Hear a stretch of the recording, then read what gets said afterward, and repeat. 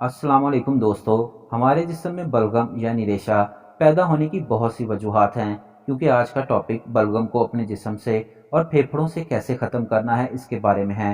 बलगम यानी रेशा हमारे जिस्म के मुख्तलिफ हिस्सों जैसे मुंह, आँखें, नाक, फेफड़े, गला, मैदा वगैरह में पाया जाता है और ये बहुत सी बीमारियों का बायस भी बनता है।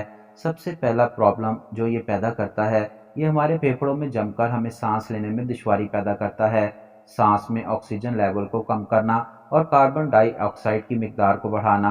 और सबसे बड़ी बीमारी ये कि हमारे हार्ट फेलियर का सबब भी यही रेशा बनता है। इसके अलावा गले के अमराज भी पैदा करता है। मसूड़ों का सूजना, तबीयत बोझल रहना, मुंह का खुश्क होना, हाजमे को ख़राब करना, वज़न को खाने पीने में एहतियात के अलावा अगर हम अपनी नाक को ढांप कर रखें तो हम 70% तक बलगम को पैदा होने से रोक सकते हैं। 3 दिन में बलगम रेशे को ख़त्म करने के लिए हमें चकोतरे का रस 300 मिलीलीटर रोज़ पीना होगा।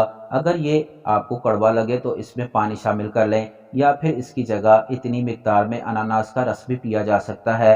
इस रस में एंटीऑक्सीडेंट होते हैं जो सांस लेने में आसानी पैदा करते हैं। नंबर 2 पर दोपहर के खाने और सुबह के नाश्ते के दरमियान आप गाजर का जूस 1 गिलास पी सकते हैं। इसके बाद नंबर 3 पर रात को सोने से पहले आप क्रेन बेरीज का रस पिएं। ये फेफड़ों में मौजूद खतरनाक बैक्टीरिया को ख़त्म करने में मददगार साबित होता है।